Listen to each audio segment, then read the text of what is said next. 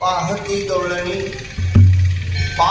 गवळणी तवती पालथी दुधाणी म्हणती नंदाची आपुरे आजी चोरी केली खरे तया वीण नासी नभे दुसरिया ऐसी म्हणती नंदाची आपुरे आज चोरी केली खरे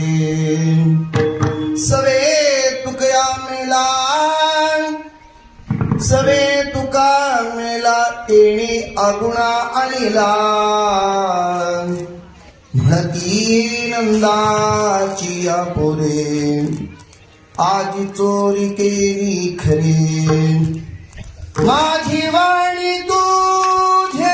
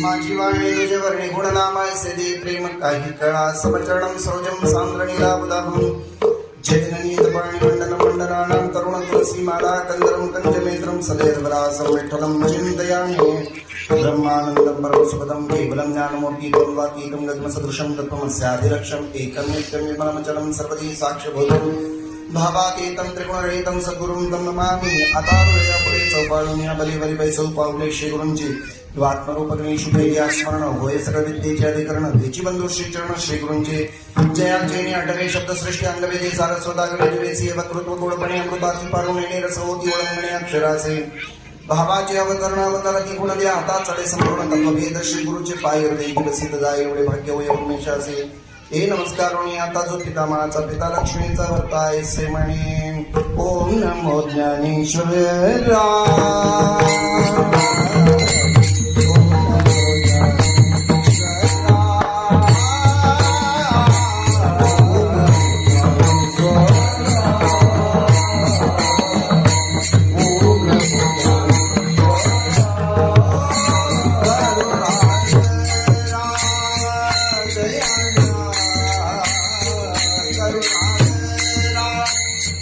दया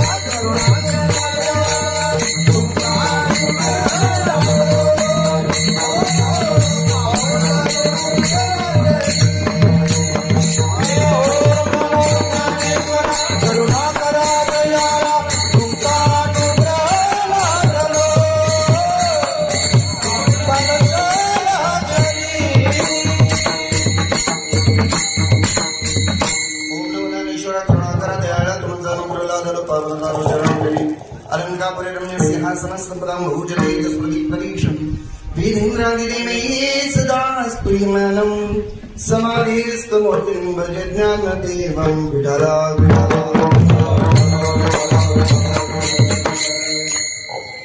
उपस्थित प्रेमळ संत सज्जनो हो, आपणा सर्वांच्या तत्वचिंतन कृत्यर्थे कार्यक्रमाच्या अंतर्गत नियोजित वेळी नियोजित सेवेअंतर्गत निवडलेला अभंग देऊचे सुप्रसिद्ध साधू जगतपंडित जगद्गुरु श्रीमंत तुकोबारा यांचा 4 चरणाचा काला या प्रकरणातील असलेला सुंदर असा अभंग, ज्याच्यामध्ये आध्यात्मिक विचारांनी परिपूर्ण असलेला भगवान गोपाळ कृष्णाच्या आगमनानंतर गोकुळामध्ये झालेल्या परिवर्तनाचा विचार आजच्या अभंगामध्ये नमूद केले.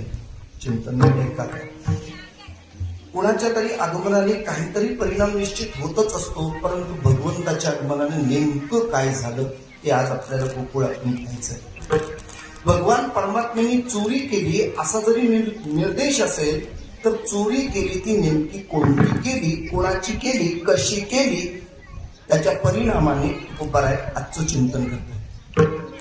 जो परिणाम झाला भगवान परमात्म्याच्या आगमनानंतर भगवंताची चोरी, हा एवढाच निर्णय आपल्या समोर आहे. भगवंताने चोरी केली.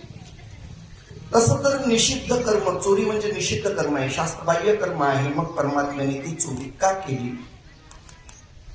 मला असं वाटतं, गोकुळातली झालेली चोरी आपल्याही घरी व्हावी अशी माझी इच्छा आहे. तुम्हाला काय वाटतं? घाबरला? देव पैसा अडका घेऊन जात नाही. भगवान परमात्मा जी चोरी करतो, ती चोरी जी गोकुळात गवळणींची झाली, ती चोरी आपल्या घरी जर झाली ना, तर तुकोबारांनी एक वाक्य फार सुंदर किंवा एक शब्द फार महत्वाचा घातलाय. आज चोरी केली खरे, खरी चोरी म्हणतात तिला. खरी चोरी म्हणजे बाकीच्या चोऱ्या खोट्या आहेत. खोट्या वस्तूची चोरी ही खोटी असते आणि खऱ्या वस्तूची चोरी ही खरी असते. परमार्थामध्ये ज्या महत्वाच्या गोष्टीचं चिंतन सांगितलं झालंय, अंतःकरण चतुष्ट ज्याला म्हणतात, मन, बुद्धी, चित्त आणि अहंकार. मन, बुद्धी, चित्त, अहंकार या परमात्म्याने परमार्थाला आवश्यक असलेलं जे चित्त आहे त्याची चोरी केली. चित्त चोरीले नंदाच्या नंदने. कशाची चोरी केली हो? चित्ताची चोरी केली आणि मनाला मोहित केलं. परिणाम नीट आहे का? व्यवहारामध्ये बोलून जातो. खाल्लेलं अन्न पचवण्यासाठी शरीरात लागतं पित्त. संसार सुखाचा व्हावं यासाठी लागतं वित्त आणि परमार्थ उत्तम व्हावा यासाठी लागतं चित्त. त्रिवेणी संगमी नाना तीर्थे भ्रमी. पुढे चित्त नाही नामी तरी ते व्यर्थ. म्हणजे महत्वाचं जर काय असेल तर चित्त. या परमात्म्याने या 4 अंगापैकी या चित्ताची चोरी केली. म्हणजे तुकोबारायांना सुद्धा त्या सद्गुरु माऊलीने सांगितले, तुप पावशेर. किती मागितलं? पावशेर म्हणजे 4 भागातला 1 भाग म्हणजे चित्त मागितलं. हे महत्वाचं आहे. म्हणून चित्ताची चोरी या परमात्म्याने केली आणि ती जी कळली, ज्यांची चोरी झाली त्यांना. कुणाला कळली? गोपिकांना, गवळणीला. म्हणून तुकोबारायांचं प्रमाण कसं आहे? पाहती गवळणी, पाहती. प्रतिशोध घेतल्यानंतर कळलं. कधी कधी माणसाची चोरी होऊन जाते, कळत नाही. अहो आज मला कळलं चोरी झाली. चोरी झाली म्हणजे होऊन गेलेली. पाहिल्याशिवाय कळत नाही. तुकोबाराय म्हणतात तसंच आहे. या गोपिकांनी या गवळणींनी पाहिली तेव्हा त्यांच्या लक्षात आलं, पाहती गवळणी काय ज्याच्यात साठवलं होतं ती भांडी काय झाली होती, पालथी घातली होती. पाहती गवळणी तवती पालथी दुधाणी. दुधाणी कळतं ना आपल्याला, तुम्ही सगळे दूध घालायचं हात तिकडे पुढे सगळं जे भांड साठवण्याचं असतं हे भांड सगळं पालथं घातलेलं दिसलं. मग त्या गवळणी विचारायला करू लागल्या, हे कसं काय घडलं असेल. कडी कुलूप जसंच्या तसं आहे आणि आतला माल मात्र संपलेला आहे. पण नुसता संपला नाही तर भांड सुद्धा काय करून ठेवले, पालथं घातले. तुमच्या जुन्या लोकांना त्याचं ज्ञात असेल, आता नवीन लोकांना कळणार नाही. आमच्याकडे त्याला भिंतीमध्ये जे कपाट असायची त्याला आमच्याकडे फडताल म्हणायची. तुमच्याकडे काय भिंतीतल्या कपाटानं हा काय असेल तुमच्या शब्दात तुम्ही घ्या. हा ते भिंतीमध्ये असतात. वर फक्त वरून बाजूला धडप असते, आतमध्ये सगळा माल आत असतो. ही पूर्वीचा काळ होता. ती कुलूप लावून फडताळामध्ये काही वस्तू संग्रहित केल्या जायच्या. त्याच गवळणीने उठून पाहिलं तर तवती पालती दुधाणी. मग अनुमान काढला, ज्याची अशी चोरी केली असेल ती चोरी करणारा कोण असला पाहिजे. म्हणती सगळ्या जण म्हणायला लागले, म्हणती कोण, नंदाची या पोरे. या नंदाच्याच पोरानं ही चोरी केली असेल. आज ही चोरी केली खरे, त्यांनी चोरी केली. काहींनी अनुमान काढला, तो कसा येईल, तो एवढा लहान आहे, तो इथपर्यंत पोहोचेल कसा. ज्या जाणत्या होते की नाही कोण गवळणी, त्यांनी सांगितलं तो कसा आहे आम्हाला माहितीये, तो कसा आहे तो आम्हाला माहितीये. तया वीण नासी नवे दुसरी आयसी. त्याच्याशिवाय अशी चोरी कुणालाही करता येणार नाही. त्यांनी म्हटलं ठीक आहे, चोरी झाली मान्य आहे, पण चोराला काय माहित गावात कोण श्रीमंत आणि कोण गरीब. म्हणजे आपल्यातला कोणीतरी तिथं भेटला असेल, त्याला सांगणारा कोणी भेटला असेल, त्या चोराला या गावचा पत्ता दाखवलाच कुणी. मग शिव्या देऊन तुकोबारायन ते स्वीकारलं. सवे तुका मेला. तो आला ना तर या तुकोबारायच्या सोबत आला. मेला ही शिवी आहे बरं का. तुमच्याकडे म्हणण्याची पद्धत आहे का, मेला कुठं गेलाय काय माहिती, शिवी आहे. तुकोबारायने ती जशीच्या तशी स्वीकारली. सवे तुका मेला. कारण मेल्याशिवाय जाता येत नाही आणि मेल्याशिवाय परत येता येत नाही. आता आहात तर मेल्याशिवाय आपल्याला इथून जाता येत नाही आणि मेल्याशिवाय परत जन्माला येता येत नाही. चुकीचं काहीच नाही, हे मृत्यू लोकच आहे. सवे तुका मेला तेने अगुणा आणला. जो अगुण रूप परमात्मा आहे, ज्याला गुण नाही असा अगुण असलेला परमात्मा, त्याला इथं आणला. त्यांनी ही चोरी केली म्हणून आज आपण हे पाहतो. विठाला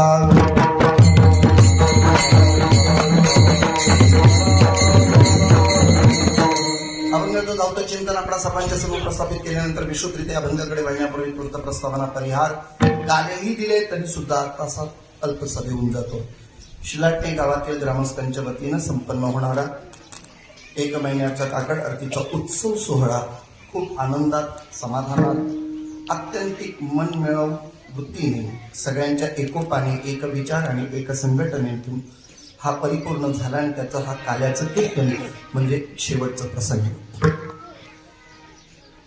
कोणत्याही कार्यक्रमाची वारकरी संप्रदायाच्या परंपरेच्या अधिष्ठानाच्या अनुरूप बोलायचं झालं तर कोणत्याही कार्यक्रमाचा सांगता प्रसंग हा काल्याच्या कीर्तनाने होतो. तसा तर काला हा शिरस्थानी असलेला हा प्रसंग, ज्या काल्याच्या प्रसंगातून आपल्याला पूर्ण महिनाभर झालेल्या चिंतनाकरता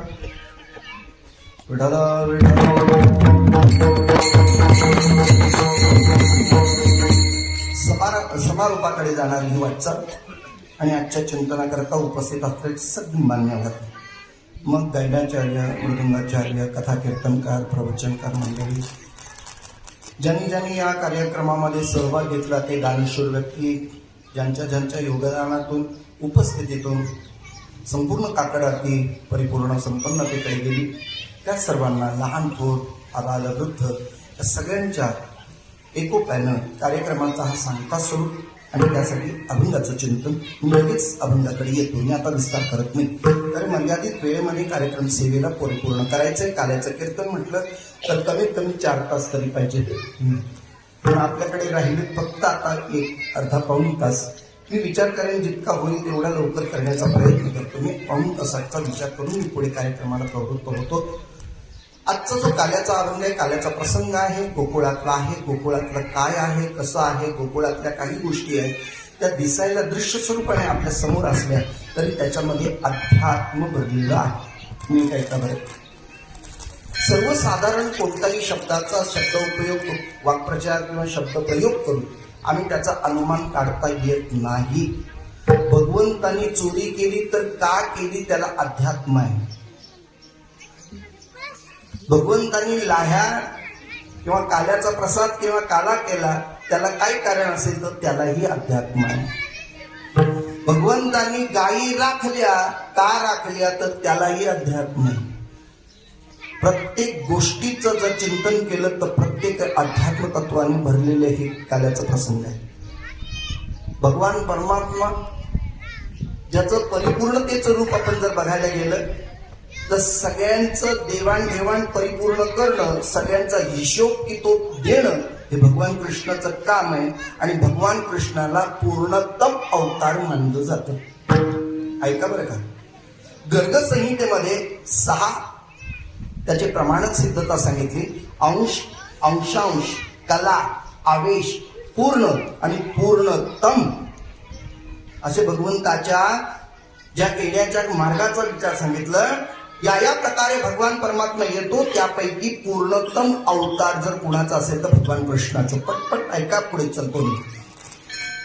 राम अवतार हा पूर्ण अवतार आहे, पण कृष्ण अवतार तो परिपूर्णतम अवतार आहे.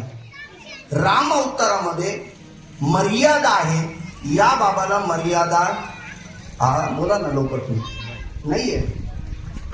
रामप्रभू अवतारामध्ये किंवा इतर अवतार देवाचे जेवढे जेवढे झाले त्या अवतारात जेवढ्या जेवढ्या गोष्टी अपूर्ण होत्या त्या पूर्ण करण्याची जबाबदारी जवळजवळ कृष्ण अवतारामध्ये परिपूर्ण केला आहे. 1-2 उदाहरण तुमच्या समोर दाखल करतो म्हणजे तुमच्या लक्षात येईल कुणाला पूर्णत्व आणि कशा पद्धतीचं पूर्णत्व अवतार झाला या गोष्टीचा विचार लगेच कबूल भेटाला.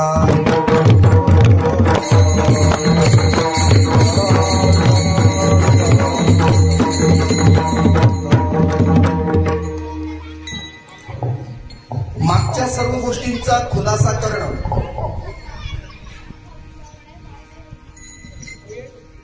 त्या गोष्टी आपल्यापर्यंत पोहोचवायचे. फक्त मी 1-2 अंशतः तुम्हाला सांगून जातो.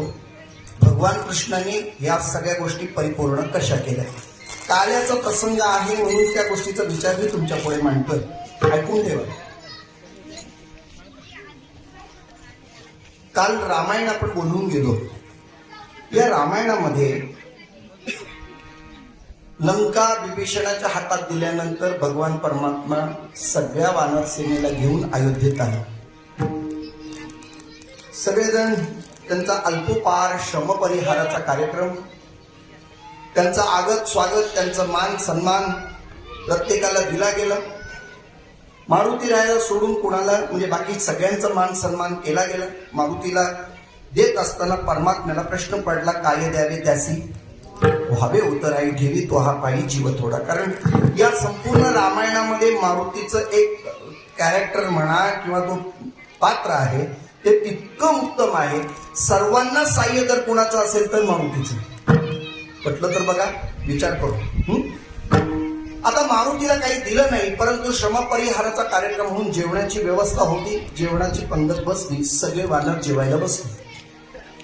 आता मी एक वाक्य बोलून जातो, थोडंसं लावून घेऊ नका, पण बोलून जातो. एकदा का माकडं जेवायला बसायचं म्हटलं तर माकडं जेवायला बसली असतील, त्यांना जर आदेश दिला असेल पानावर बसा, कुठं बसले असतील? कुठं बसले असते? ते पानावरच बसते. अरे पानाच्या बाजूला बसायचं असतं आणि भोजन करायचं असतं. कोणी पानावर बसलं, कोणी पानाकडे पाठ करून बसलं, कोणी पानाच्या उलट्या दिशेला बसलं. कसं बसं त्यांना रांगेत बसवलं. बरं पदार्थ टाकला रे टाकला की बोलून चालून ते कोण आहे? माकड. म्हणजे लोणचा आला, लावलं तोंडाला. पापड आला, खाल्लं सुरुवात. बघायचं असेल तर आता कीर्तन झाल्यावर बघा. सर्व पदार्थ वाढून झाल्याशिवाय, देवाचं नामस्मरण केल्याशिवाय अन्नाला स्पर्श करू नये, जेवू नये असं म्हटलं जातं. पण बोलून माकडच. बिचारी ती माकडं जेवायला बसली. काय जेवायला बसण्याचं काय? ती असं म्हणतात बाबा विनोदाने, एक भोकर तुमच्याकडे आहे का? ते भोकराचं लोणचं केलं होतं. एकाने ते भोकर घेतला, असं हातात दाबलं की टचकन बी उडाली.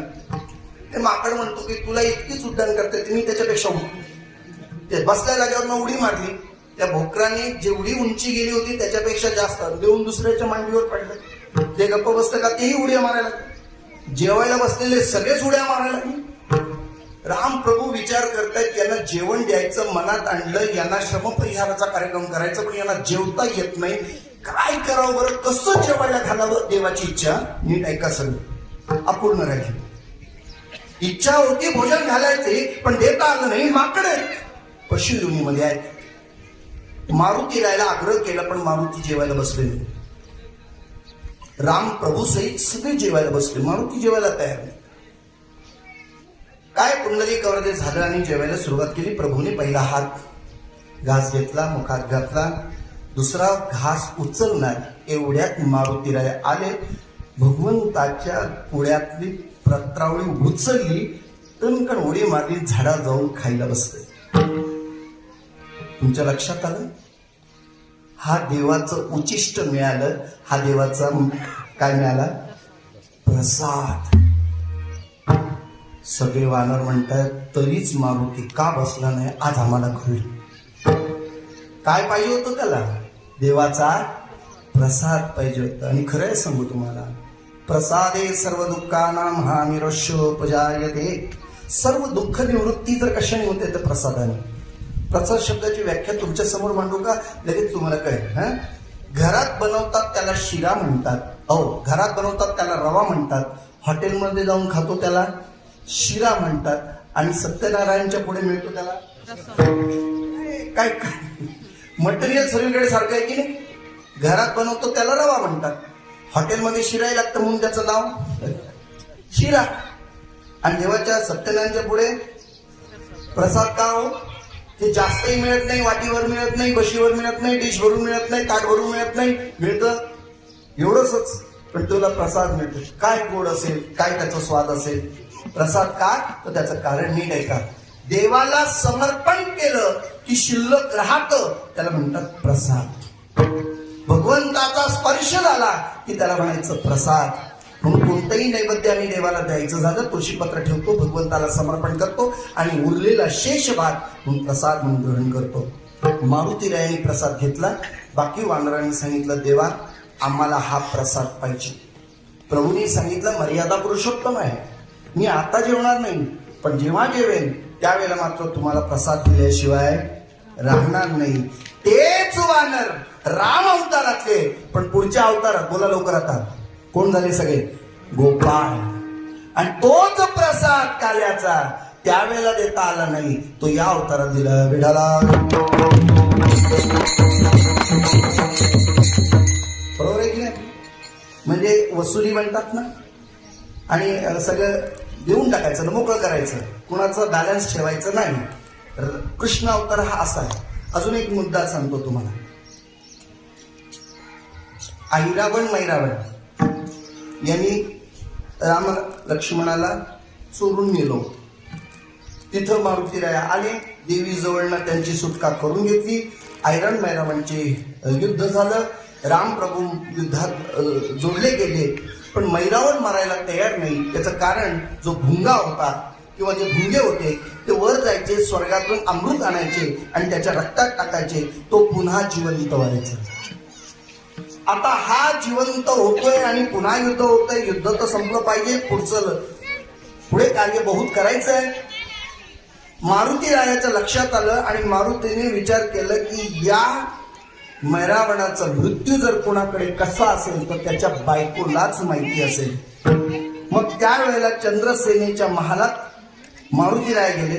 चंद्रसेनेला विनंती केली की तुमच्या पतिराजांचा मृत्यू कशात आहे ते सांगा. त्यांनी सांगितलं मृत्यू तसा कशात नाही, ते मृत होऊ शकतात, फक्त जे भुंगे वरून खाली अमृत आणतात त्यांना थांबवता आलं पाहिजे. पण यासाठी तिने पहिली अट घातली होती की हे मी सांगेन पण माझी इच्छा पूर्ण करावी, एकदा तरी रामानं माझ्या दरबारी यावं. चंद्रसेनेचा आग्रह होता. मारुतीराय विचार करतायत मर्यादा पुरुषोत्तम राम चंद्रसेनेच्या महाली जातील कसं, पण जर युद्ध थांबवायचं असेल, याला मृत करायचंच असेल, मारायचं असेल तर हा निर्णय घ्यावा लागेल. मारुतीरायाने स्वतःवर जबाबदारी घेतली आणि चंद्रसेनेच्या सांगण्यावरनं सगळ्या भुंग्यांना मारलं. एक भुंगा शिल्लक राहिला, त्याला माफीचा साक्षीदार म्हणून सोडलं. पण सोडताना विचार सांगितलं की तुम्हाला मी कधीतरी उपयोगी पडेन, असं निर्णय दिल्यानंतर त्याला सोडून दिलं. मारुतीरायाने सोडून दिल्यानंतर तो भुंगा बाजूला गेला.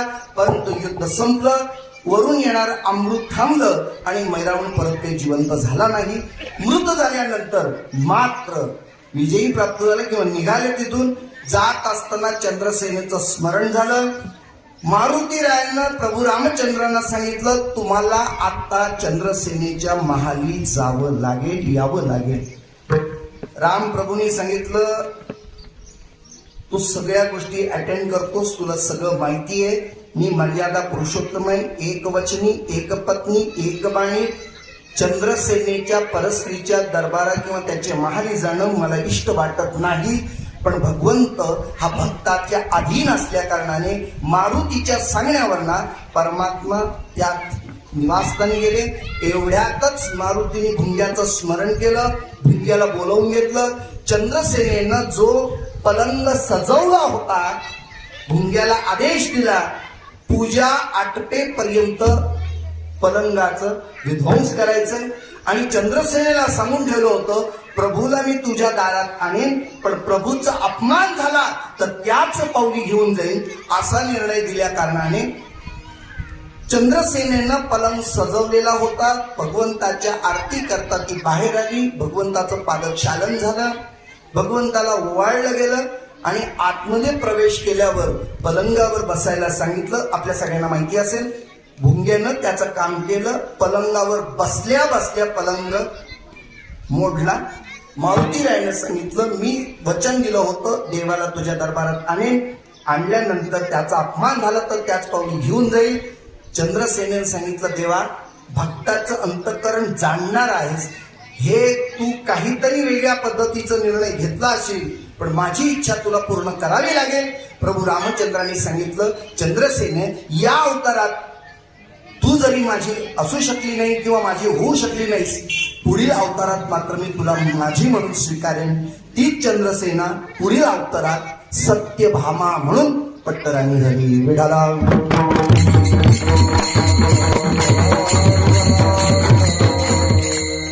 असे कितीतरी उदाहरणं आपल्याला सांगता येतील, कितीतरी उदाहरणं जी भगवान परमात्म्याने त्या काळातली घेतली होती पण त्यांना देता आलं नाही, ती या काळात परिपूर्ण केली. असा कृष्ण अवतार आहे. भगवंताच्या आनंद अवतारांपैकी हा कृष्ण अवतार असा अविस्मरणीय आहे आणि अगदी लोभसवाणा आहे. अशा या अवतारामध्ये गोपिकांचा विचार आपल्या समोर गायला जातोय. त्या गोपिका पहिल्या कोण होत्या याचा पहिलं विचार करू, मग अभंगात प्रवेश करू. विठाला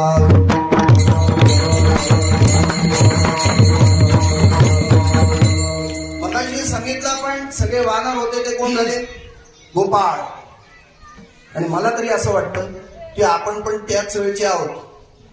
पहिले आपण राम अवतारात वानर होतो, बोला लवकर, कृष्ण अवतारात गोपाळ झालो आणि आता कलियुगात वारकरी झालो. विठाला काय स्वाभिमान व्यक्त करायला काय आहे ते स्वाभिमान. चला भगवान परमात्म्याच्या या गोकुळामध्ये ज्या गोपिका आहेत त्या कोण आहेत असं जर विचार केला तर एक दोन मुद्दे आपल्या समोर मांडतो. त्यातला एक मुद्दा जो महत्वाचा आहे तो तुम्ही तुमच्या अंतःकरणामध्ये स्थिर करून घ्या. या ज्या वेद आहेत त्या वेदांच्या ज्या रुच्या आहेत त्या वेदांच्या रुचांनी भगवंताचं यथार्थ वर्णन करण्याचा प्रयत्न केला. वेदांनी देवाचं वर्णन करायचा प्रयत्न केला, पण देवाचं वर्णन इतकं अवर्णनीय आहे तर महाराज म्हणतात त्या वेदाच्या रुच्या शेवटी शांत झाल्या. वेद जाणू गेला पुढे मौनावला. वेदाला पुढे मौन धारण करावं लागलं. वेदाला काही सांगता आलं नाही. इतकंच नाही, श्रुती नेती नेती म्हणती गोविंद रे. श्रुतीला देवाबद्दल काही बोलताच आलं नाही. कसं? वेदासी बाई कळलेची नाही, शेष शिणला झाल्या द्विसहस्र जिव्हा जिव्हा, देव का हो विटेवरी उभा. वेदाने प्रतिपादन केलं, बोलण्याचा प्रयत्न केला. आम्ही हरिपाठात म्हणतो चौवेद जाण साई शास्त्री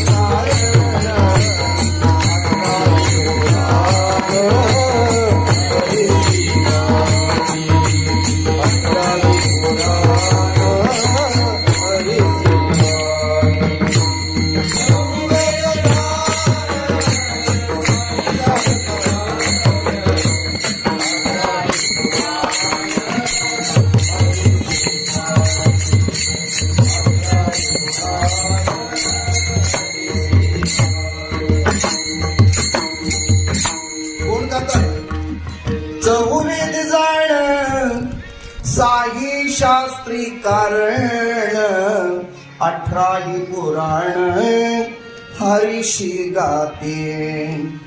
मी तुम्हा सगळ्यांना विचारतो, नुसतं गाऊन समाधान मिळेल का? मी विनोद नाही करत आहे, पण विचारतो, नुसतं गाऊन समाधान मिळेल का? नसेल तर तुमच्या समोर उदाहरण ठेवतो. आता तुम्ही मला सांगा, समाधान मिळालं तर हो म्हणा, नाही मिळालं तर नाही म्हणा. चला, एक जेवणाचं ताट आहे, पंचपक्वान्न त्यामध्ये समाविष्ट आहे आणि या पंचपक्वान्नाचं ताट तुमच्या टेबलावर ठेवलेलं आहे आणि तुम्हाला सांगितलं याचं वर्णन करा. काय करायचंय? ऐकताना तुम्ही सगळे माझ्याकडे लक्ष ठेवा. काय करायचंय? त्याचं वर्णन करायचं. काय काय आहे, कसं कसं आहे, त्याचं वर्णन करायचं. तुम्हाला जर एकच विचारतो, किती वर्णन केल्यानंतर तुमचं पोट भरेल? आता तरी बोला.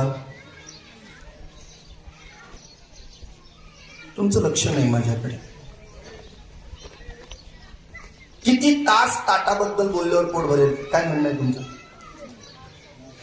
तुम्ही मनातल्या मनात म्हणाल, अहो ते ताटाचं वर्णन राहू द्या, पहिली चव बघू द्या कसं. अरे वडी कशी झाली आहे, पापड कसं आहे, काय कसं आहे, त्याची भारी खाल्ल्याशिवाय कळणार आहे का?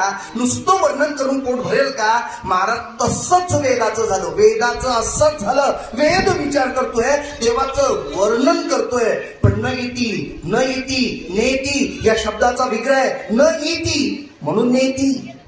असा नाही, असा नाही, असा नाही. मग कसा? नाही सांगता आलं वेदाला. मग वेदच देवाजवळ गेला आणि देवाला सांगायला लागलं, देवा तुझं तोंडभर स्तुती केली रे, पण तू कसा आहेस ना तो नाही रे कळला. तू आम्हाला कळावा अशी आमची इच्छा आहे. ऐका नीट, वेद म्हणतोय तू कसा आहेस ना तो आम्हाला कळावा. कसं कळेल? देवा असं काय करावं लागेल तर मी तू आम्हाला कळशील. वेदाला सांगितलं देवाने, तुम्हाला मला जाणण्याकरता भक्त व्हावं लागेल आणि माझं भक्त होऊन मृत्यू लोकात तुम्हाला गोकुळात यावं लागेल. तेव्हा मी कसा आहे तो तुम्हाला यथार्थ नाही कळला.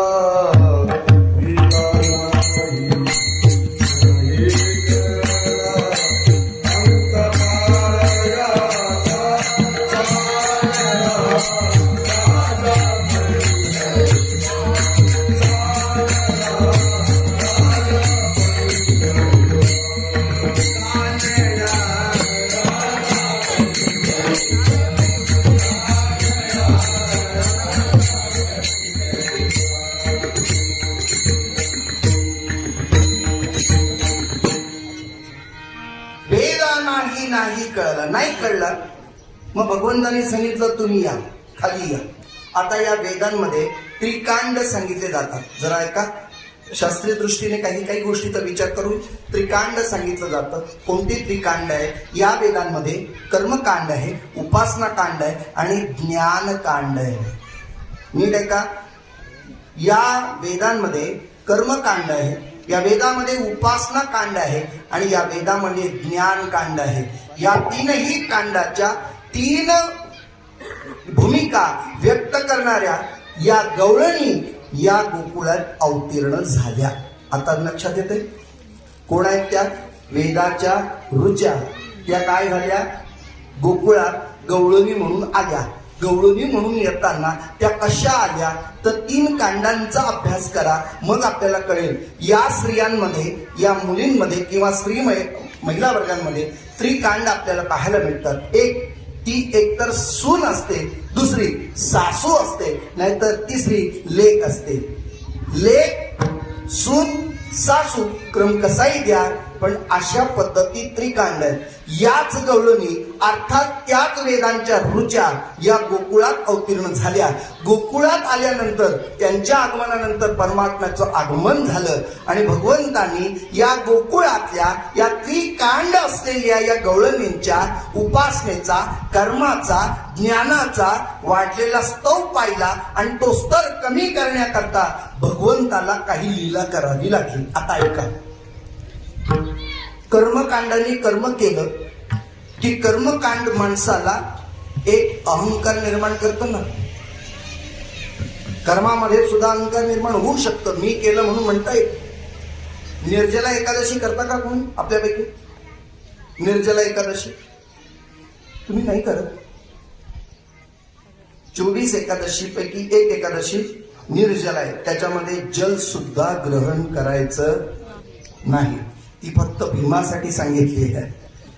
केलं तर आपण तर काही हरकत नाही, आम्ही करतो म्हणून तुम्हाला बोलतोय. 24 तास आपल्याला काही अन्न पाणी सुद्धा ग्रहण करायचं नाही. निर्जला एकादशी.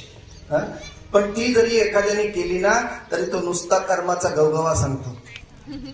निर्जला आहे आज, 100 वेळा सांगून मोका होतो निर्जला आहे. म्हणजे काय झालंय, कर्म करायचं गेलं ना तरी सुद्धा अहंकार येतो, कर्माचा मद त्या निर्माण होतो. बरीच माणसं आपल्या कर्माचा भाग समोर गातात. जरा ऐका, आम्ही कीर्तनकार मंडळी आम्ही जेव्हा जातो एखाद्याच्या घरात उतरतो, बिचाऱ्यांचं घरामध्ये राहिलं म्हणजे आमचे आजचे सरपंचकडे नाही बरं का, बाकीच्यांचं मी बोलतोय की त्या माणसं मग तो माणूस मला सांगतो, महाराज हे बघा, हे आमची बेडरूम, हे आमचं डायनिंग टेबल, हे आमचं किचन, हे आमचं बाथरूम वगैरे वगैरे वगैरे सगळं दाखवतो. बघा हे सगळं हा बंगला आहे ना, तो इथं बापाचा काही नाही. काय कळतं का तुम्हाला? इथं बापाचं नाही. हे कुणाचं आहे? एका पठ्ठ्यानं फक्त सगळं अंगावरच्या कपड्यातून बाहेर पडलो. कर्म कळतंय ना तुम्हाला? काय म्हणतो? इथं बापाचं काही नाही.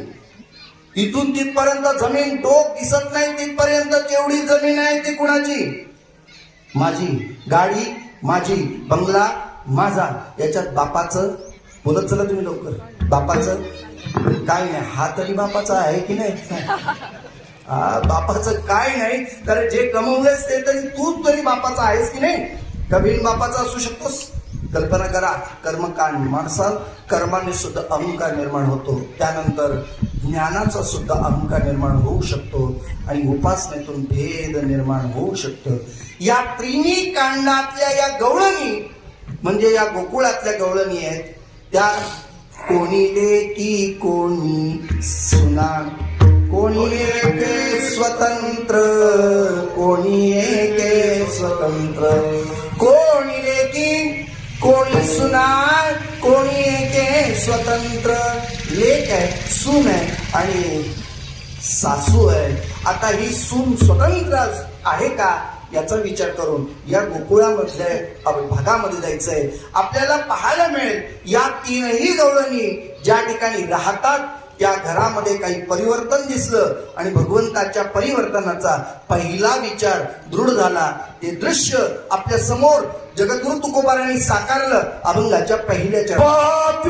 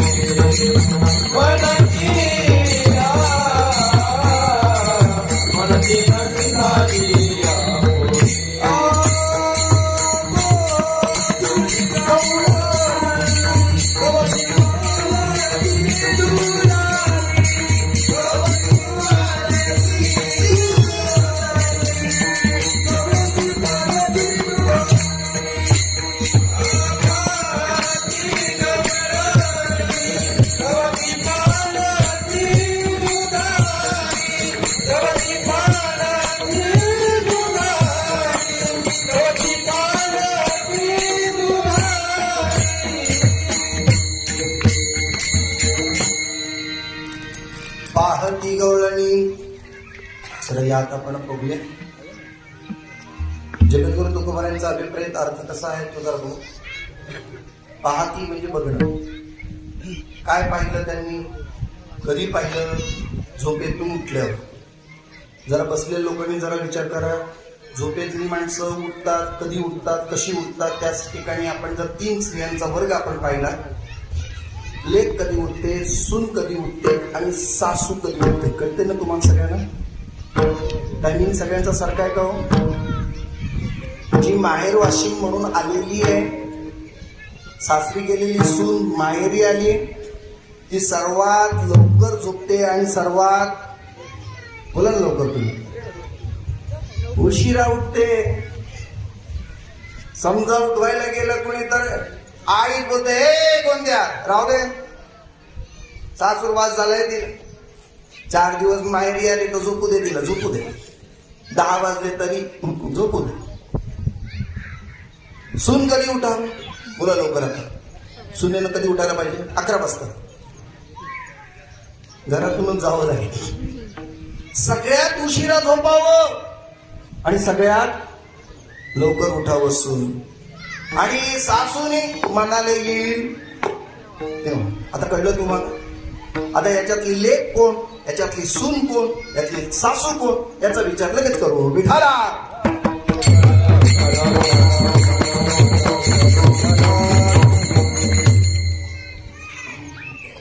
कोणतंही कर्म करण्याचं, उपासना करण्याचं आणि ज्ञान आत्मसात करण्याचं याच्यामध्ये फरक आहे. नीट आहे का? उपासना स्वतंत्र आहे. उपासना स्वतंत्र आहे. कोणतीही करा, कोणत्याही देवाची पूजा करू शकता, स्वतंत्रता आहे. कोणताही उपवास करू शकता, स्वतंत्रता आहे. कोणतीही दिंडी तुम्ही किंवा कुठल्याही दिंडीत जाऊ शकता, स्वतंत्र आहे. कोणत्याही देवाची आराधना करू जाऊ शकता, कोणताही गुरु तुम्ही करू शकता. ही उपासना स्वतंत्र आहे. उपासना कशी आहे? स्वतंत्र आहे. मग ती सासू कधी पण जा, कधी पण सासू.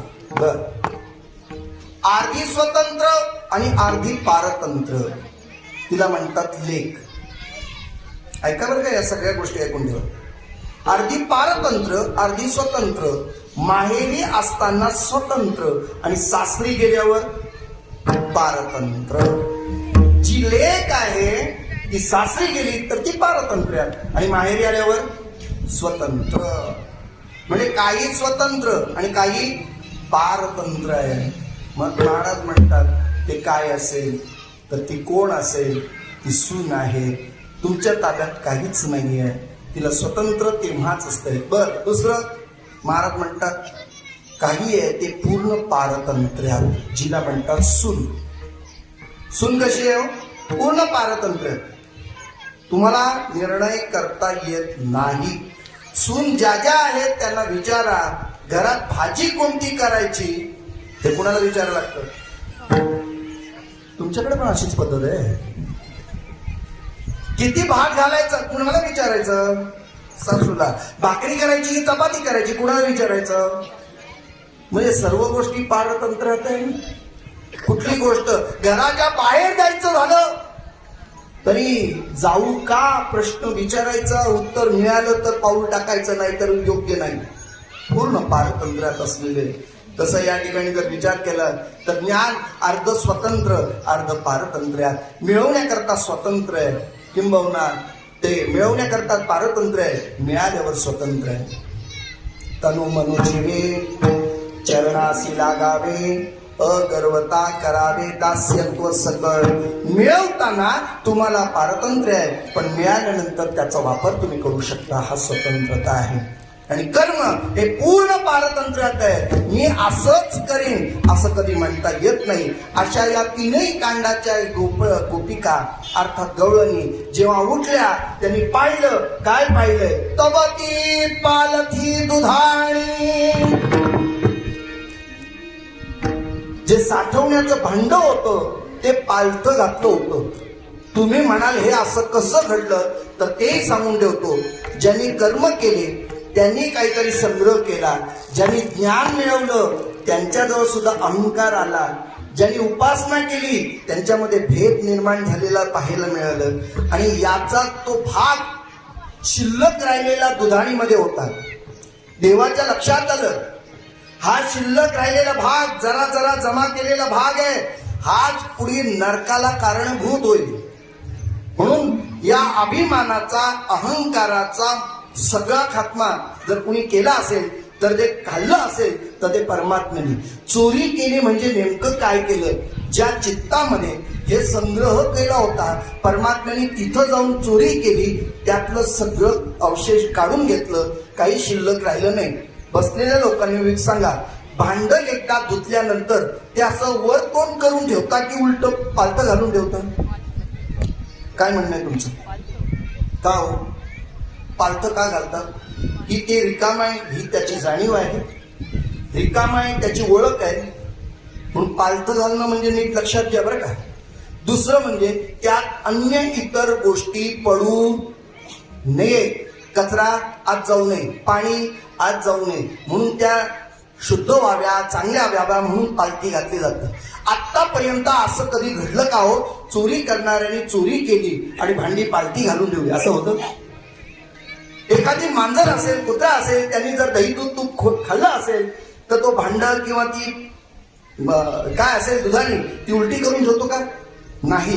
याचा अर्थच असा झाला की जेव्हा भांडी रिकामी दिसतायत, आतलं मटेरियल गेल्याची भावना निर्माण झाली, तेव्हा मात्र लक्षात आलं हे काम दुसरं कोणी करू शकणार नाही. मग सकाळपासून कोण आला होता याचा प्रतिशोध घेतला, तेव्हा लक्षात आलं कृष्णाशिवाय दुसरं कोणीच नाही. अभंगाचं द्वितीय चरण.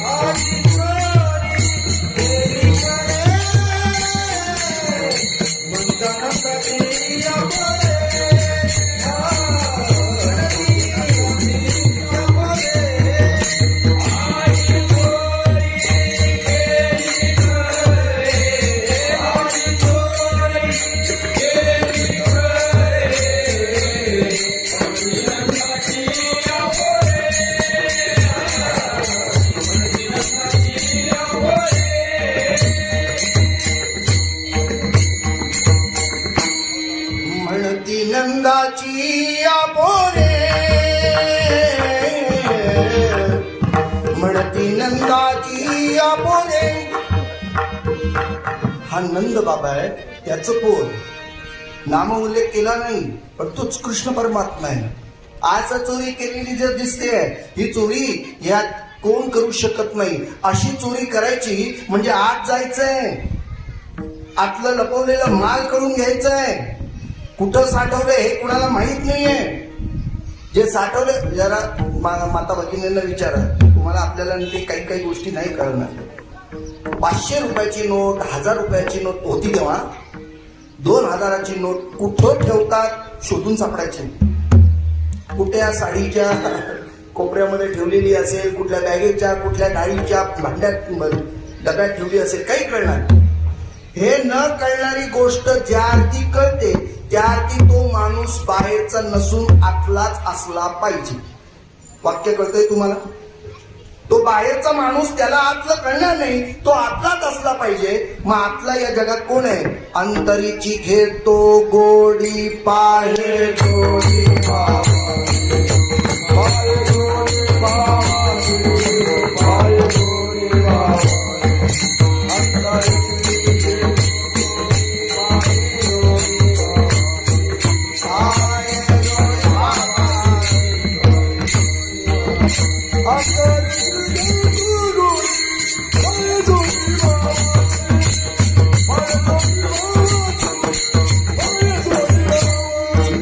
I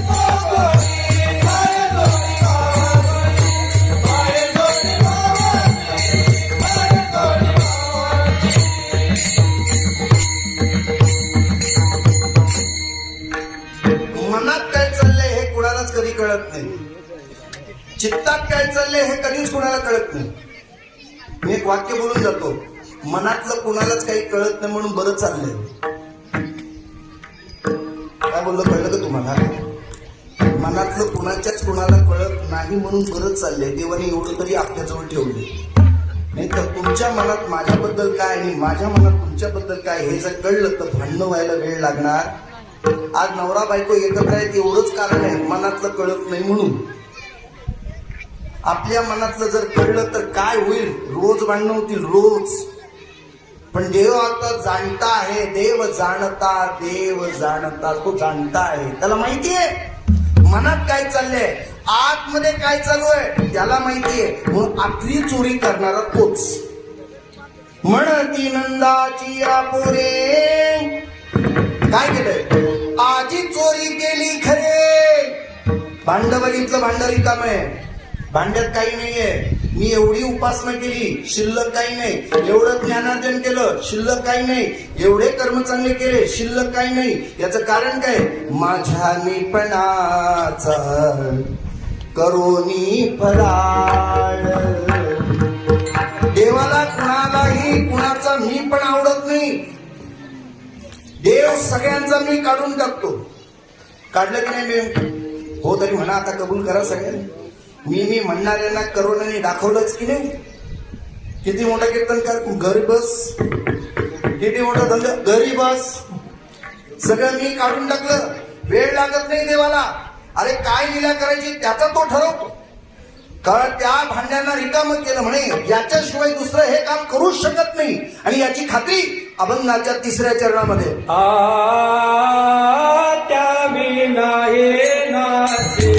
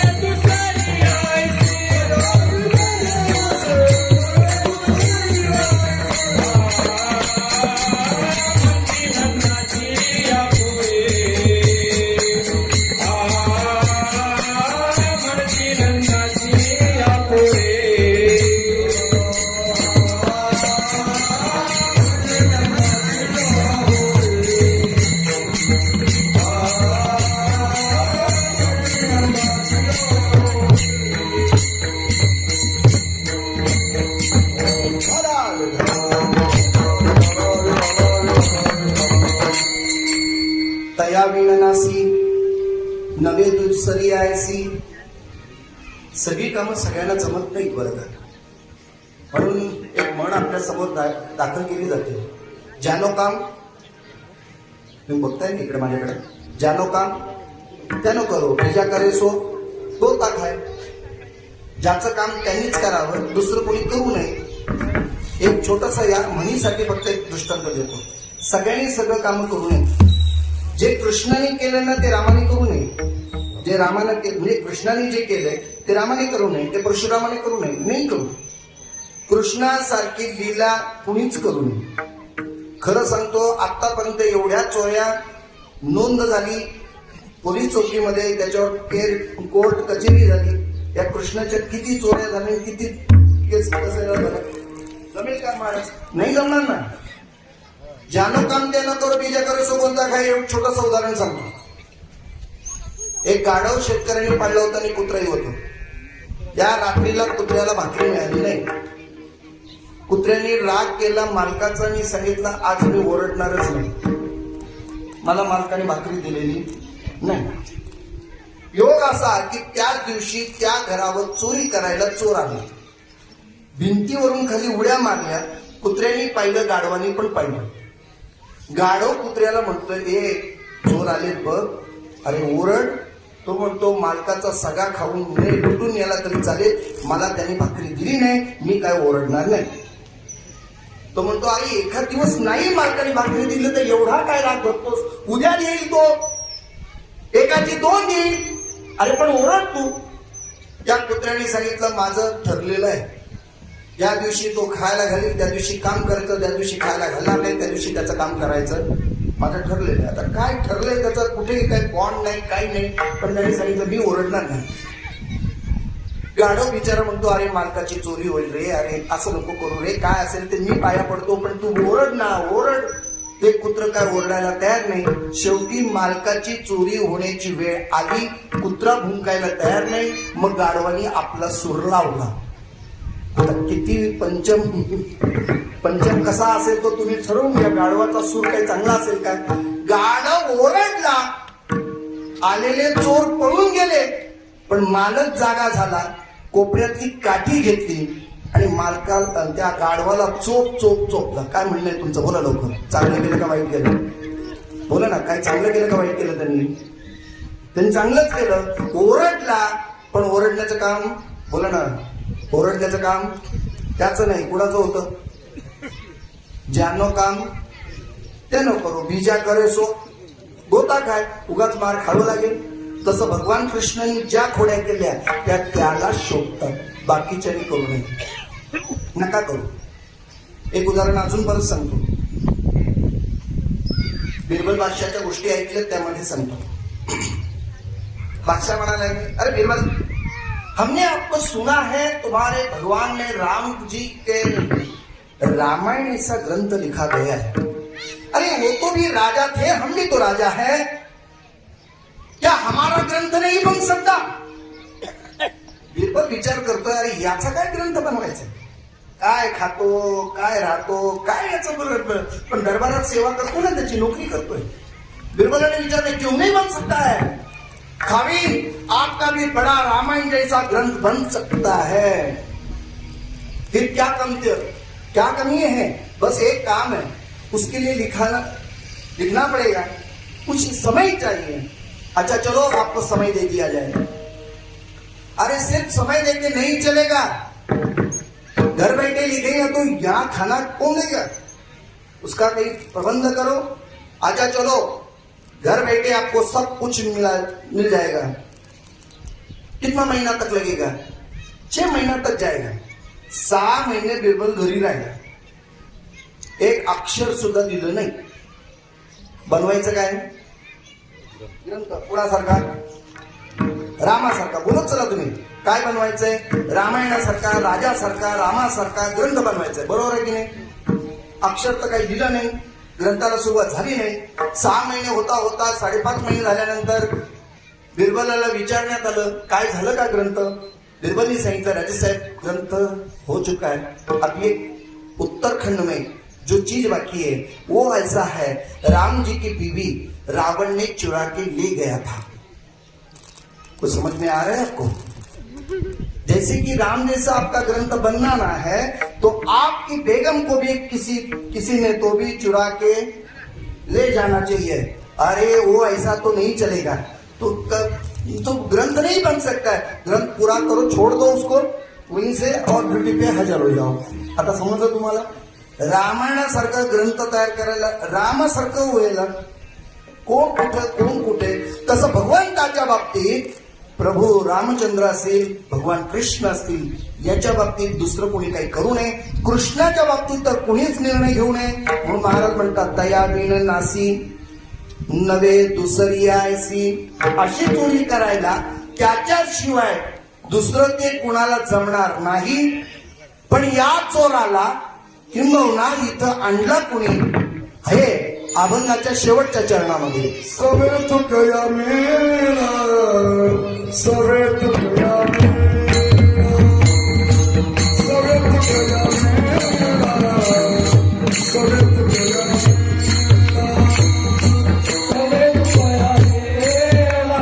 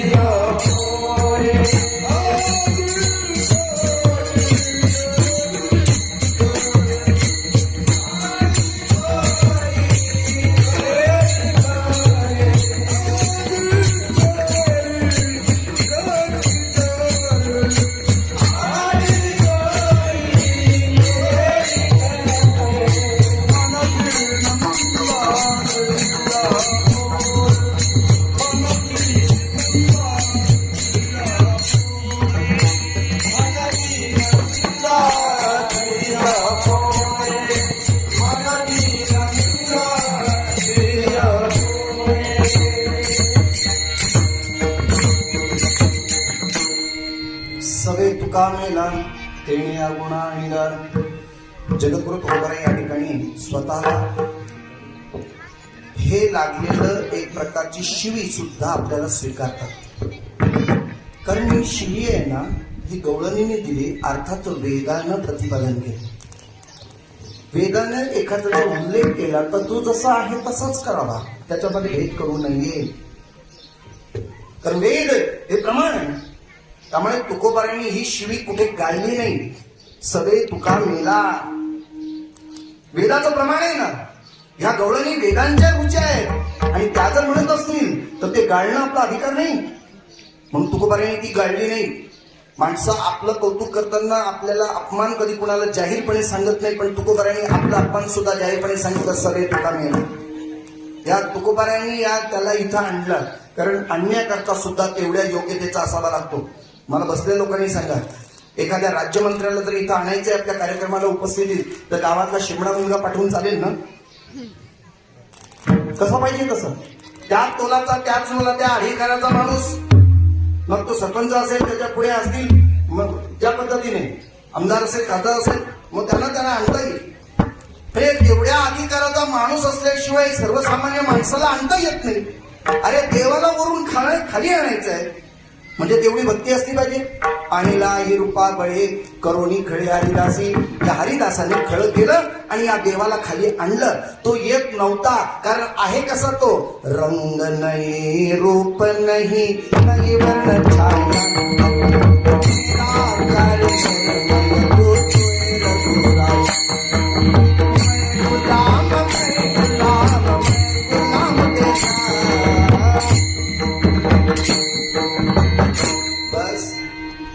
रंग नाही रूप नाही नाही वर्ण छाया. त्याला रंग नाही, त्याला रूप नाही, त्याला वर्ण नाही, त्याला छाया नाही, असा परमात्मा निर्गुण निराकार. पण हरिपाठात काय म्हणतो आम्ही, अव्यक्त निराकार नाही ज्या आकार जे धोनी चराचर हरी शिवजे. हा रंग नाही, पण याला आणला रूपाला. कसा आणला, काय करून आणला, आणला ये रूपा बळे करोनी खरे हरिदासे. तुकोबारायांनी त्याला हाताशी बळत धरला. भक्तिभावानं, भक्तिबळानं, तपोबळानं, सगळ्या गोष्टीनं, या बळ सामर्थ्यानं परमात्म्याला खाली आणला. आणि ही या भक्त सहोदर असलेल्या सर्व भक्तांमध्ये तो समाविष्ट झाला. म्हणून तुकोबाराय म्हणतात, सवे तुका मेला तेने गुणा आणिला.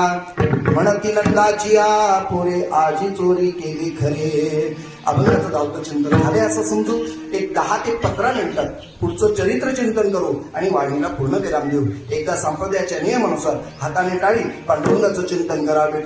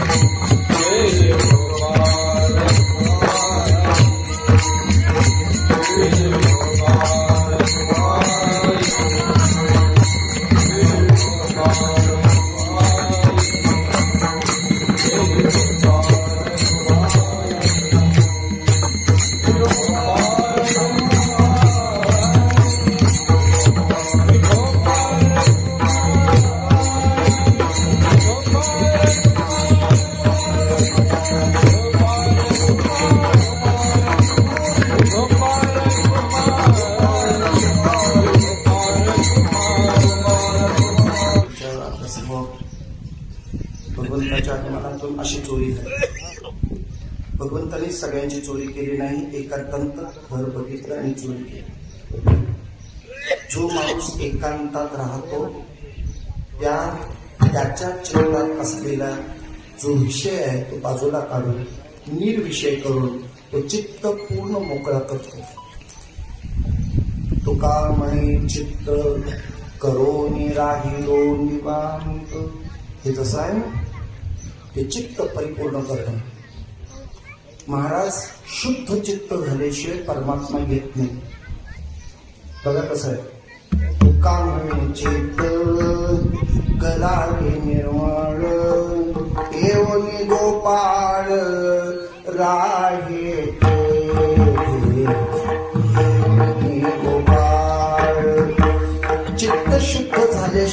परमात्म्याचं आगमन होत नाही. म्हणून गोकुळातल्या सगळ्या गवळणींची चोरी केली. त्यांच्या चित्ताचा विषय देवाने खाऊन टाकला, बाजूला केला, निर्विषय केला आणि परमात्म्याने त्यांचं वास्तव्य केलं. त्यांच्या चित्तात देव आला. ती चोरी जशी परमात्म्याने केली तशी तुमच्या आणि माझ्या घरी सुद्धा चोरी व्हावी. लक्षात येते ना? ते घर नाही. कुठलं घर? हे आपलं घर आहे. या चित्तामध्ये काय काय विषय चालतात विचार करा. तुमच्या आणि माझ्या प्रत्येकामध्ये काहीतरी वेगवेगळे चित्तातले विषय असतील. हे निर्विषय झाल्याशिवाय परमात्मा येत नाही, परमात्म्याचं आगमन होत नाही. आणि अशी परमात्मा चोरी करत नाही. म्हणून ती करावी म्हणून गोकुळांनी वाट बघावं. तसंच या ठिकाणचं चिंतन आहे. जर ऐकूया आपण, लगेचच मी चिंतनाकडे येतोय. भगवान गोपाळ कृष्ण लहान होते, म्हणजे आता सगळंच सांगत बसत नाही. गोकुळामध्ये ते का आले, कसे आले, मथुरेला अवतार घेतलेला, पण भगवान परमात्मा गोकुळात आले. आल्यानंतर त्यांनी विचार केला, सगळ्यांना सुखी करण्याकरता माझा जन्म आहे. मी आलो कशासाठी? सगळ्यांना आनंदी करण्याकरता. म्हणून भगवंतांनी घरातून बाहेर पडताना आईला विचारलं. आई लहान असताना, रांगत असताना, ही एक गोष्ट अशी आहे की ती परमात्म्याने जेव्हा स्वीकारली तेव्हा करण्याचा प्रयत्न केलाय. ती गोष्ट सुद्धा महत्वाची आहे. नीट ऐका बरं का.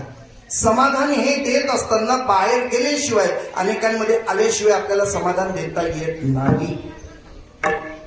घरात बसून लोकांना समाधान होत नाही. लोकांमध्ये गेलात की तुम्हाला वा एवढी मोठी व्यक्ती पण आमच्या कार्यक्रमाला उपस्थित झाली बरं का, समाधान वाटलं की नाही? घरात बसून मोठेपण आलं असतं का?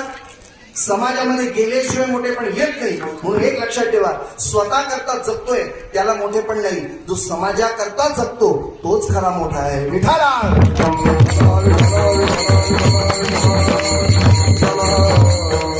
इथे कोणी कार्यकर्ते असतील तर त्यांच्यासाठी 3 सूचना आहेत फक्त कार्यकर्त्यांसाठी. कार्यकर्त्यांनी काय काय करायचं आहे त्याचं नियमन आहे काय? डोक्यावर बर्फ, तोंडात साखर, पायात चक्र, या 3 गोष्टी लक्षात ठेवलं की तुमचं कार्य संपन्न झालं. काय? डोक्यावर काय ठेवायचं?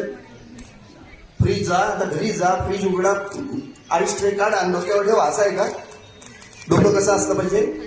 शांत. बस लक्षात घ्या. तोंडात काय पाहिजे? साखर, म्हणजे सारखी साखर खाऊ नका, डायबिटीस होईल. मग बोलणं कसं असावं? गोड असावं. पायात काय पाहिजे? चक्र.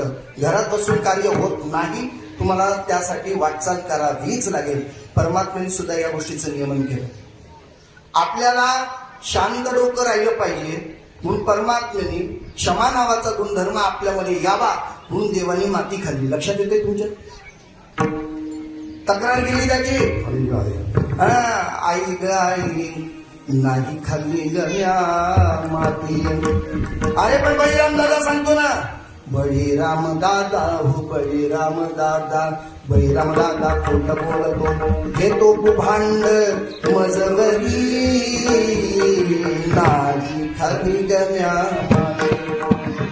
देवानी माती खाल्ली. तुमच्या लक्षात येते? जुनी माणसं आहेत त्यांना जरा विचारा. आणि आता ज्या तरुण पिढीला बघा, जी जुनी माणसं आहेत, आता आम्ही सुद्धा लहान होतो, आमची पिढी त्यावेळेला होती, माती खाल्ली की माहित नाही, पण पेन्सिल खडू खाली की नाही चांगली लागायची. ते मातीचाच एक भाग आहे. म्हणजे कल्पना करा, माती खाणं म्हणजे क्षमा नावाचा गुणधर्म अंगीकृत करणं. क्षमा आपल्यामध्ये निर्माण झालं पाहिजे. क्षमया धरित्री, या धरणी मातेनं आपल्यावर क्षमा नावाचा गुणधर्म स्वीकारला. मग भगवंतांनी ती माती घाली आणि तेच गुण आपल्यामध्ये आले. हळूहळू रांगत बाहेर गेल्यानंतर सगळ्या बाळ गोपाळांना पाहिलं. सगळे बाळ गोपाळ असे बारीक झालेले दिसले. मग त्यांना सगळ्यांना विचारलं, का रे तुम्हाला कोणी खायला देत नाही का? म्हणे सगळं बाहेर जातं मथुरेच्या ठिकाणी. मग त्यांनी सांगितलं, एक काम करा, मथुरेला जाऊन राक्षस उन्मत्त होण्यापेक्षा आपले भक्त मस्त झाले पाहिजे. देवानी सांगितलं, आजपासून निर्णय सांगा, माझा निरोप द्या सगळ्यांना. गोकुळातला माल मसाला अर्थात दूध दुग्ध हे मथुरेत जाणार नाही आणि जो कोणी नेईल त्याच्यावर कायदा लागू होईल. पण बरीच माणसं हुशार निघाली, रात्रीच्या रात्री पळून जायला लागली. दिवसा नाही, रात्री जायचे विकायला. आणि हे कळल्याबरोबर भगवंताने ठरवलं, आज म्हणे यांची अशी जातात ना रात्री, आता यांची रात्रीतच चोरी करू. मग काय, सगळ्या गोपाळांजवळ केलं आणि चला म्हणे चोरी करायला जाऊ. मग या घरी चोरी, उद्या त्या घरी चोरी करता करता सर्व घरामध्ये चोऱ्या होऊ लागल्या. त्यांचा माल जायला लागला. मग पुण्यात सगळ्या गवळणी एकत्र आल्या. म्हणतात या गोकुळामध्ये ही चोरी व्हायला लागली. आतापर्यंत गोकुळात कधी चोरी झाली नव्हती, पण हा कृष्ण आलाय ना, म्हणती नंदाची या पोरे आजी चोरी केली खरे, चला म्हणे त्याची तक्रार करायला. मग सगळ्या गवळणी निघाल्या. कुठं? भगवान कृष्णाच्या दरबारामध्ये, अर्थात त्याच्या घरी.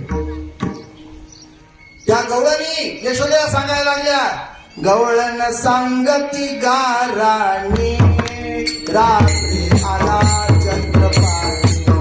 गवळण सांगती गाराणी रात्री आला चंद्रपाणी.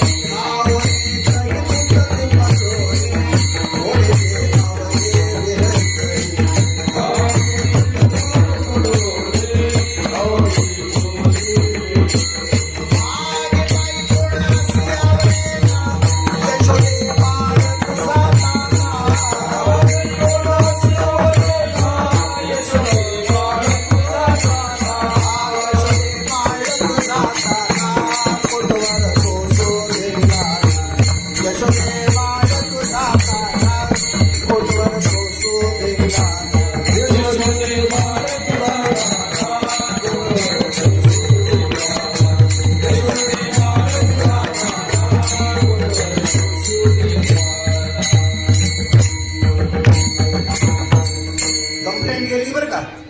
तक्रार सुरू झाली. आओ घ्या सगळ्या. गवळण सांगती गाराणी रात्री आला चक्रपाणी. काय केलं? खावणी दही दूध तुप लोणी, फोडली अवघी विरजणी. हागे बाई कोणाशी आवरे ना यशोदे, बाळ तुझा तान्हा यशोदे, बाळ तुझा तान्हा ओठवर सोसू धिंगाणा. यशोदेने ऐकून घेतलं. मग दुसरी बोलायला लागली. दुसरी आली धावत, येणे बाई काय केले मात. मुखाशी मुख चुंबन देत, गळ्यामध्ये हात घालीत. धरू जाता सापडे ना यशोदे, बाळ तुझा ताना. यशोदे, बाळ तुझा ताना ओठवर सोसू धिंगाणा. तक्रार आली. तक्रार. यशोदेने कटाक्ष टाकला. कृष्णाकडे पाहिला. कृष्ण आईच्या पदराच्या मागे लपाय लागलाय. आईला पदर धरून सांगायला लागलाय, आई या सगळ्या खोट्या बोलतायत, या सगळ्या खोट्या बोलतायत. माझ्यावर उगाच आळ घेतायत. हे सगळं तेच करतात आणि माझ्यावर सांगतायत. तुला माहित नाही, तुझी शपथ आईने खोटं बोलत नाही. आणि तुम्हाला खरंच सांगतोय, लहान मुलं कधी खोटं बोलत नाही. खोटे बोलतात कोण? बरं तुम्हीच बोललात म्हणून. लहान मुलं खोटं बोलत नाही. उदाहरण सांगायचं झालं तर लगेच बोलतो. पूर्वी जेव्हा फोन आले की नाही, फोन, त्यावेळेला आपले फोनचीच लोक भेटायला लागले. पहिला फोन आला आणि फोन आला की पहिली उत्सुकता आहे. लहान मुलं पटकन रिसिव्ह करतात. त्यांना आता ती सवय झाली मोबाईलची. एक सकाळ फोन वाजला आणि तो फोन रिसिव्ह केला एका छोट्याशा मुलीने. त्या मुलीने विचारलं, आपण कोण बोलताय? समोर उत्तर आलं, मी शामराव बोलतोय. कोण हवंय आपल्याला? गणपतराव आहेत का घरात? ती पटकन ओरडली, बाबा शामरावांचा फोन आहे. बाबांनी तिथूनच खून केली, मी घरात नाही म्हणून सांग. काय कळलं तुम्हाला? द्यायचे 5,000 रुपये, तो येईल आता घरी. ती पटकन बोलली, बाबा म्हणतात मी घरात नाही म्हणून सांग. लहान मुलं आहेत, सहज बोलून जातात. ज्या अर्थी लहान मुलं बोलतायत त्या अर्थी त्यांच्यावर विश्वास ठेवणं गरजेचं आहे. मग भगवान कृष्णावर विश्वास आईने ठेवला. काय ठेवला? हे खोटं बोलणार नाही. मग या गवळणी खोट्या बोलतात. मग गवळणीच्या प्रतिकारात्मक यशोदेनं बोलायला सुरुवात केली. काय सुरुवात केली? या गवळणीनं सांगायला लागले, बस करा तुम्ही आता, तक्रारी नका करू. बाळ सगुण गुणाचे ताने गे, बाळ दिसते गोदी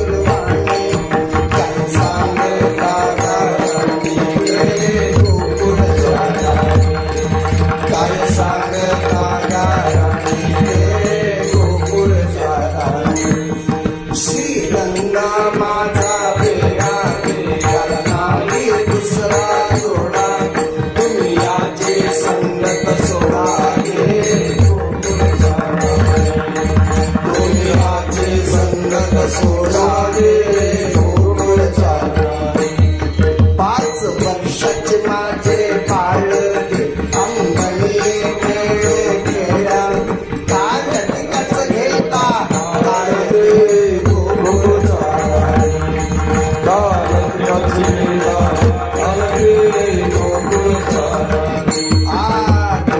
पौर्णियाची गोटी गेला गतागयाचे पाठी ही एवढीच रीत गोटी गे गोकुळच्या नारी.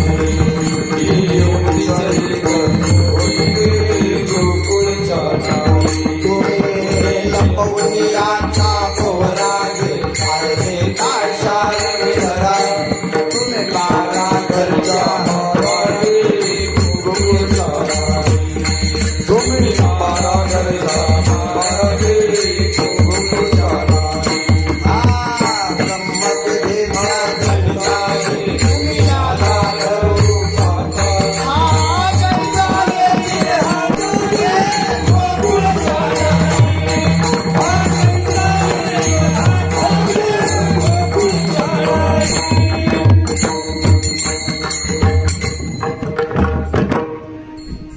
गवळणीने निर्णय देऊन टाकला म्हणजे यशोदेने निर्णय दिला. हा ब्रह्मविधीचा जनिता गे तुम्ही याला धरू पाहता. हा कैसा येईल हाताले गोकुळच्या नारी. हे गवळण म्हणाले यशोदे नाकवर करून बोलू नकोस. सांग तुझ्या कृष्णाला ये माझ्या घरी. इतर गवळणींसारखी नाही तुला बांधून ठेवली तर नावाची गवळण नाही. पेंद्याकडे लक्ष दिलं आणि पेंद्याला विचारलं हिचा घरचा नंबर बघ कुठल्या आहे काय मला बांधायला निघाली. निघून गेले सगळे. त्याच रात्रीला परमात्मा तिच्या घरी गेला. पती पत्नींच्या नियमाप्रमाणे संसार नियमाप्रमाणे दोघे एकत्र झोपले होते. भगवंतानी त्याची दाढी आणि हिची वेणी दोघांची गाठ मारली. गाठीला सांगितलं 20 जानेपर्यंत सुटायचं नाही. सगळ्या गोपाळांना सांगितलं शिमगा नाही पण शिमग्याचा सोम तुम्हाला दाखवतो. आज याच अंगणात खेळायचा. सकाळ झाली. प्रकृती नियमाप्रमाणे स्त्रियांनी पुरुषाच्या आधी उठावं. ती उठली. उठल्याबरोबर तिच्या वेणीला धक्का भेटला. बरं तिच्याच वेळीला गचका मिळाला असं नाही. त्याच्या दाढीला बांधलं होतं. ती उठल्याबरोबर इतक्या वेगाने उठली की त्याची दाढी सुद्धा खेचली गेली आणि उशीवरनं डोकं आपटलं. तो म्हणतो खाऊन खाऊन माझी दाढी ओढतेस. ती म्हणते मी कशाला दाढी ओढत तुम्हीच वेणी ओढताय. काय वेळ काय आहे की नाही तुम्हाला काही कळतं की नाही. किती वाजतं पाहून बघतायत तर काही नाही. ओढाओढी काहीच नव्हती. तर काय मारली होती गाठ मारली होती.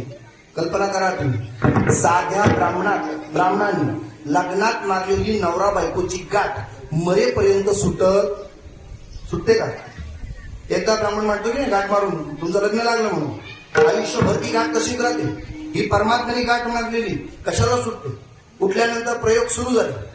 कोयतीने कापायचंय. कोयतीपर्यंत दोघेही गेले. आतमध्ये घरामध्ये व्यवहार होता तोपर्यंत ठीक आहे. ती होती 6 फूट उंच आणि हा होता 1.5 फूट.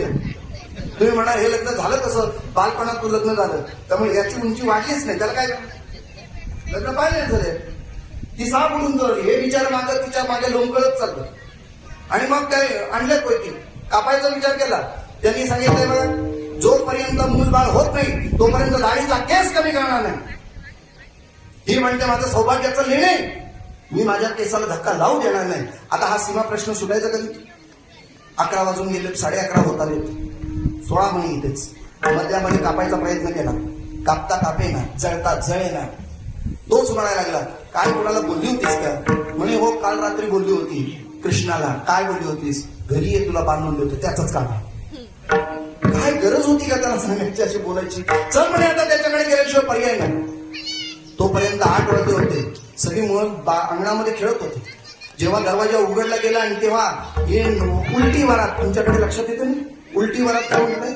नवरा पुढे असतो बायको मागे असते. पण इथं कसं झालंय बरं चला तुम्ही लोक. बायको पुढं नवरा मागे बिचारी उलटी वरात सुरू झाली. या मुलांना काही सांगायची वेळ आली नाही. फुटलेला डबा घेतला, 2 काट्या घेतल्या गळ्यामध्ये अडकवलं, खटर खटर ताशा वाजवत वाजत वरात निघाली. पुढं यशोदेच्या दारामध्ये. यशोदेच्या जवळ आल्यानंतर यशोदेला हाक मारली, यशोदे अगं बाहेर ये. तिसरी आली धावोनी, येणे गे बाई काय केली करणी, पतीची दाढी माझी वेळी, दोघीसी गाठ देवोनी. गाठ बाई कोणाची सुटेना, यशोदे बाळ तुझा ताना, यशोदे बाळ तुझा ताना, पोटवर सोसू धिंगाणा. बस. मग भगवान परमात्म्याने विचारलं, देवाने तिच्याकडे बघितलं, तिने यशोदेला सांगितलं चुकले मी, बोलू नये, पण त्या कृष्णाला बोले गाठ सोडण्यासाठी सांगू. यशोदेने कृष्णाला विचारलं, का रे तू गाठ मारलीस का? म्हणे मी काही केलं नाही, देवाने तिला शिक्षा दिली असेल. आता हा कोण आहे? देवाने तिला शिक्षा दिली असेल, त्याला मी काय करू? मग काय करायला तर करता येईल. सूर्यनारायणाला नमस्कार करायला सांग, गाठ आपोआप सुटेल. भगवंताला अनन्य भावाने शरण गेला की ही प्रकृती पुरुषाची गाठ आहे ती सुटली जाते. जन्म मरणाच्या गाठी सुटायच्या असतील तर तुम्हाला आणि मला भगवंताला शरण जावं लागेल. विठाला अशा रोज फोड्या व्हायला लागल्या, रोज चर्चा व्हायला लागली. आणि मग चोऱ्यांचे सुसराट झाला, सगळ्या चोऱ्या ऐकल्या आणि यशोदेनंच आता मात्र भगवान कृष्णाला आवडलं. कृष्णा बस आता, कारण तक्रारी येऊ लागले ना. यशोदे कृष्णाला सांगावे, यशोदे कृष्णाला सांगावे, गोकुळी राहावे का, रावे का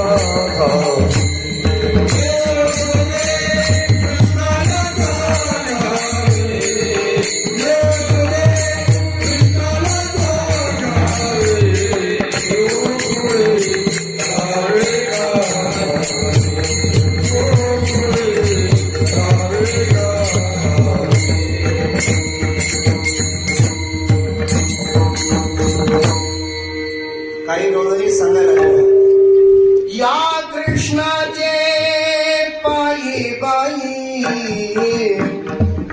या कृष्णाचे पायी बाई, येथे आम्ही राहत नाही, नाही नाही, येथे आम्ही राहत नाही. आम्ही नाही राहत, आम्ही चाललो, आम्ही गोकुळ सोडून चाललो. मग मात्र यशोदेला वाईट होतं. कृष्णा बस, खूप तक्रारी सहन केल्या, आता नाही होत. आईशी ऐकता गाराणी, यशोदे नयनी आले पाणी. कृष्णा कोण दे टाकोनी, एका जनार्दनी प्रेम यशोदेला सांगितलं, कृष्णा झाले 11:30 वाजून गेले, तुला मर्यादा होती तिथपर्यंतच तुझ्या कीर्तनाची, तेव्हा तू इथंच आता थांब. मग आता काय कर, आता शाळेत जा, आता शाळेत जा, शाळा शिकायला जा. मग भगवान परमात्म्याने विचार केला, सगळ्या सवंगडांना गोपाळांना जवळ केलं आणि चला हाक मारली. पेंड्या सुदामा चले रे, कानात गाईचा राजा चले रे.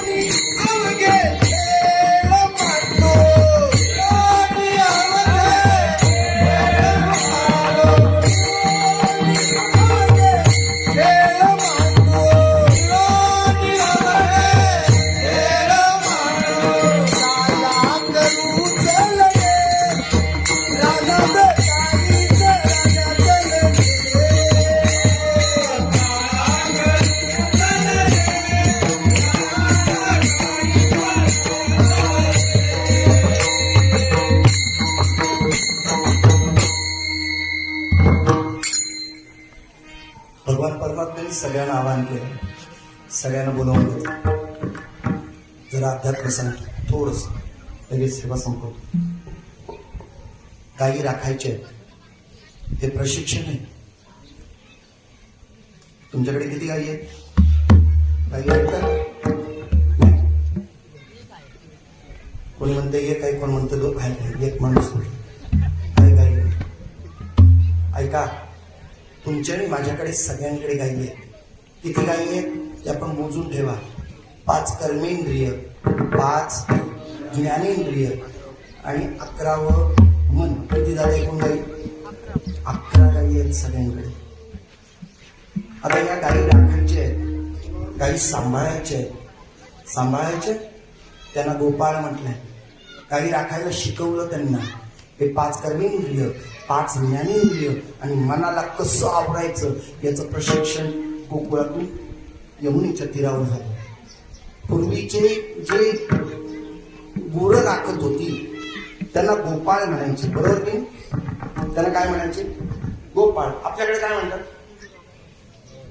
हा बरोबर.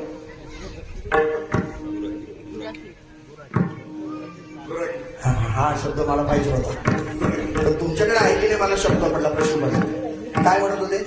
गुराखी. काय शब्द आला? गुराखी. खरं गुराखी नाहीये शब्द. कसा आहे तो ऐका. शब्द भ्रंश होतो, अपभ्रंश होतो. कसा आहे? गो राखी, गो राखी, गो राखी हा शब्द गुराखी झाला. लोकांना वाटायला लागलं गो राखी बरं नाही म्हणून गवारी काढला. हा आम्ही नवीन काढलेला शब्द. खरं म्हटलं गो राखी हा शब्द नाही. त्यामध्ये ऐका आता, पूर्वीचे गोपाळ पुढे चालायचे आणि गायी त्यांच्या, कळतं ना तुम्हाला? गोपाळ पुढे चालायचे, गायी त्यांच्या मागे जातात. आता गुराखी बद्दल बोला. बोला, गायी कुठं असतात? गायी पुढं आणि गुराखी माग. त्याचा अर्थ कळलं? इंद्रिय इतकी बलवत्तर आहेत, इंद्रिय सैराट कळतायत आणि आता आवरायला गेलो तर ती आवरली जात नाही. प्रशिक्षण इथं आहे. परमार्थ आम्हाला काय शिकवतं? आमच्या इंद्रियांवर आम्हाला ताबा मिळवता आलं पाहिजे. यदा आपण मंदिरात झाला तर मंदिरात पहिला कासव ठेवले, बघितलं की नाही आपण? त्याचं दर्शन घेऊन आतमध्ये काय कासव सांगतो? यदा संवरते चाहम कुर्मो गाणी व सर्वशः. ते कासव जेव्हा पाहिजे तेव्हा आपले अवयव बाहेर काढतं आणि तसंच काय वाटलं तर सगळी इंद्रिय काय करतो?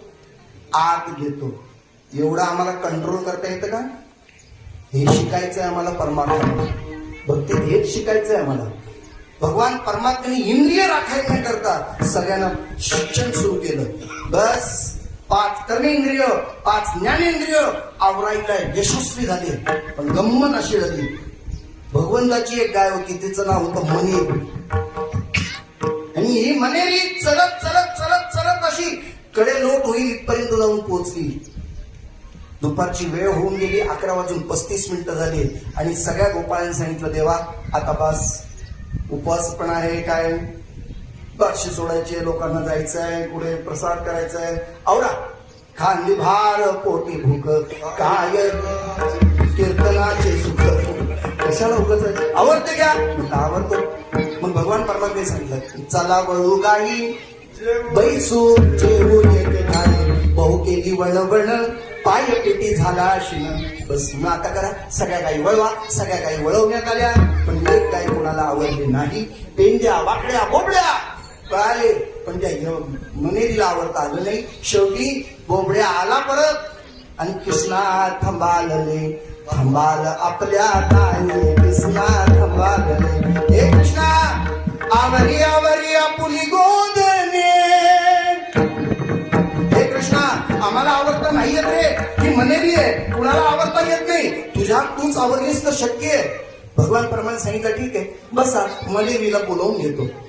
पेंड्या म्हणतो, इथं बसून मनेरी येणार आहे? तेवढी लांब आहे ती. अरे पुढे जाऊन पोच रे, कडे लोट होईल. आता तू हलशील तर